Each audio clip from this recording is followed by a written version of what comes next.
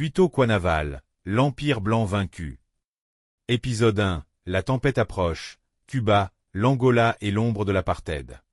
Et si je te disais qu'il y a une ville, perdue au cœur de l'Angola, que personne ne connaissait? Jusqu'au jour où elle est devenue le théâtre d'une guerre titanesque. Là-bas, une coalition africaine et cubaine va faire trembler l'armée la plus puissante du continent. Et changer pour toujours l'histoire de l'Afrique australe. Voici Cuito Cuanavalle. Voici le jour où l'Afrique a dit non. 1. Une guerre qui dépasse l'Angola, mise en contexte. Année 80. L'Angola est en flammes. D'un côté, le MPLA, soutenu par Cuba et l'URSS. De l'autre, l'UNITA, soutenu par les États-Unis, et surtout, par l'Afrique du Sud, encore sous le régime brutal de l'apartheid. Mais ce n'est pas qu'une guerre civile, c'est une partie d'échecs sanglante entre deux blocs, sur le sol africain. 2. Pourquoi l'Afrique du Sud s'en mêle? L'Afrique du Sud ne veut pas voir l'Angola tomber aux mains des communistes. Elle redoute surtout une autre chose. Si le MPLA gagne, la Namibie, qu'elle occupe illégalement, deviendra indépendante. Et ça, le régime de l'apartheid ne peut pas se le permettre. 3. Une ville stratégique, Cuito Cuanavalle.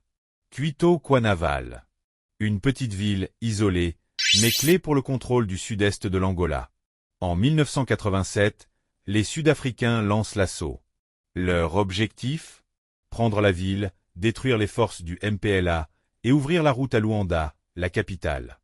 Mais ils ne s'attendaient pas à ça. 4. L'Afrique appelle à l'aide. Cuba répond. Face à l'offensive, le gouvernement angolais fait appel à un allié de longue date, Cuba. Fidel Castro envoie des milliers de soldats.